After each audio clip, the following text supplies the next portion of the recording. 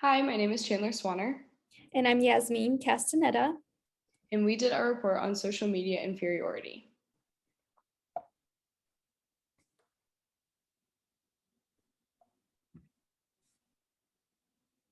Today we are going to be discussing our overview, research questions, communication context, uses and gratifications, spiral of silence, our proposed methodology, and our conclusion. For our project, we had three research questions. First one is, does social media affect female body perception and body image negatively? The second one is social media shaping our perception of beauty that is unattainable? And the third one is, does social media promote a culture that negatively affects one's self-esteem through constant comparison? For communication context, we would like to note that American culture tends to focus on female physical beauty. Girls learn at an early age that the way they look is very important. They look to others for self-evaluation, and when a girl feels she does not measure up to the proposed idea of beauty, she may feel inadequate. Social media constantly portrays images of physical perfection. In most cases, the standard of beauty one sees represented in media is impossible to achieve, even by the models who appear in all the ads. As women use social networking sites like Instagram, the images they see could encourage acceptance of unrealistic body standards and may lead to poor body image and low self-esteem. Going off of the previous slide, the correlation between digital images that promote an unattainable and unrealistic beauty ideal body image is a concern.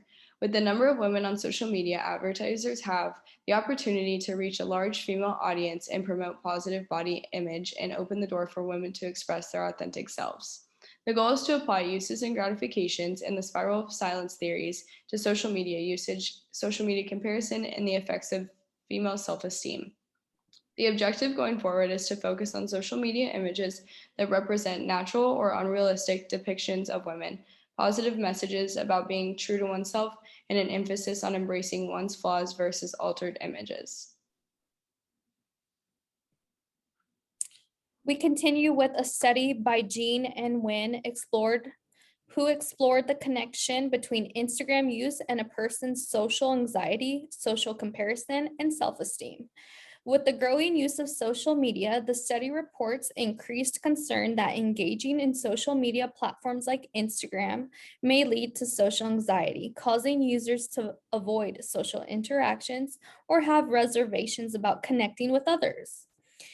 Instagram allows people to change and modify their images to look perfect. Just think of filters.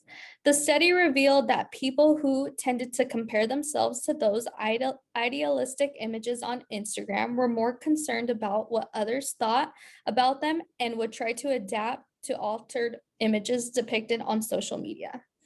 Social media use that results in low self-esteem, leading to fewer interactions, can hold back a person's ability to develop much needed relationships in one's life. Low self-esteem can also lead to a person feeling that everyone is judging them negatively or being self-victimizing and blaming other people for their social fallings, which can cause an avoidance of others and social detachment. A research article by Tigman and Anderberg sheds a positive light on how social media can help young women understand Instagram versus reality. People realize that much of what is posted on Instagram is unrealistic, and their frustration about it has led to a startup of the Instagram versus reality movement. The movement is an online crusade encouraging women to post side by side images of the perfect Instagram version of themselves next to a realistic one. According to Tigman and Anderberg, the movement's goal is that if women no longer compare themselves to unrealistic images on Instagram, low self-esteem and negative body satisfaction will decrease.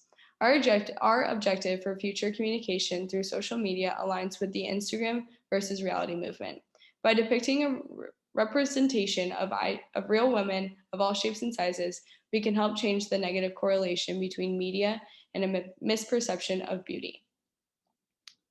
Here are two examples from the account beauty.false on Instagram that show what people post on Instagram versus how they actually look in real life. We continue this study by viewing the uses and gratifications theory. This theory was developed in 1974 by Katz and Blumlers. This theory explains that people actively seek out a particular source of media to fulfill their psychological and social needs. Some Instagram fun facts include that the social media platform currently has about 1 billion users worldwide. That number increases daily. In 2020, Instagram registered 22.9% more users than the previous year. By studying the uses and gratifications of Instagram, communicators can determine the aspects needed and the motives required by individuals to feel satisfied when engaging with the social media platform.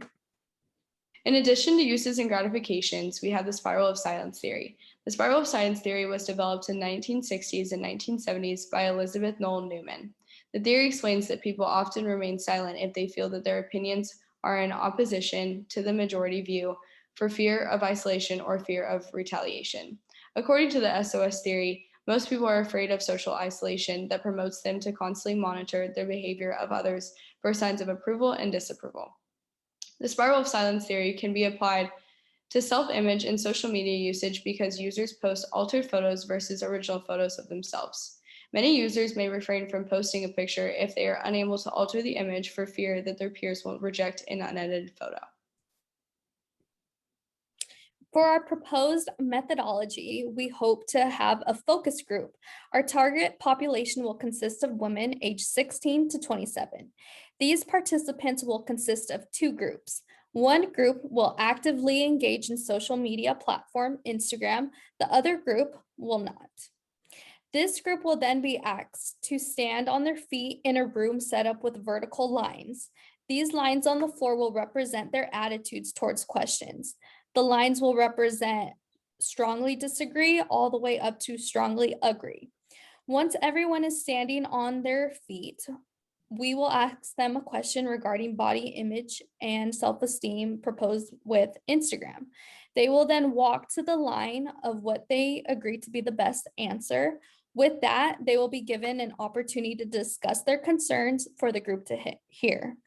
After the group discussion, a follow-up survey will be distributed to understand how the social media platform actively plays a role in their self-esteem. In conclusion, with the uses and gratifications in the spiral of silence theories among social media, users can be linked to distorted body image, low self-esteem, and may lead to feelings of inadequacy.